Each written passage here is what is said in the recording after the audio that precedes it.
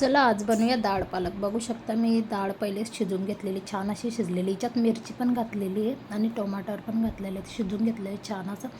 आपल्याला कढईत तेल घालायचं आहे 2 पळ्या। तेल छान गरम झालं की आपल्याला त्याच्यामध्ये जिरं घालायचे, जिरं चांगले फुलू द्यायचे। मग आपल्याला मोहरी, लसूण भरपूर सारा घालायचा आहे। लसूणचा कलर चेंज झाल्यावर आपल्याला टोमॅटो घालायचं आहे, त्याच्यातच थोडीशी कोथिंबीर घालायची फोडणीमध्ये। व्यवस्थित परतून घ्यायचं आहे, हळद टाकायची, परतून घ्यायचं आहे छान असं। बघू शकता छान असा कलर चेंज झाला की आपल्याला शिजवलेली डाळ टाकून घ्यायची आणि व्यवस्थित आपल्याला मिक्स करून घ्यायचं आहे। त्याच्यातलंच कुकरमधलं पाणी घालून घ्यायचं आहे, व्यवस्थित मिक्स करून घ्यायचं आहे। बघू शकता मीठ घालायचं आहे चवीनुसार। छान अशी उकळी येऊ द्यायची, कोथिंबीर घालायची भरपूर सारी वरतून। बघू शकता छान अशी उकळी द्यायची आपल्याला डाळ पालकला।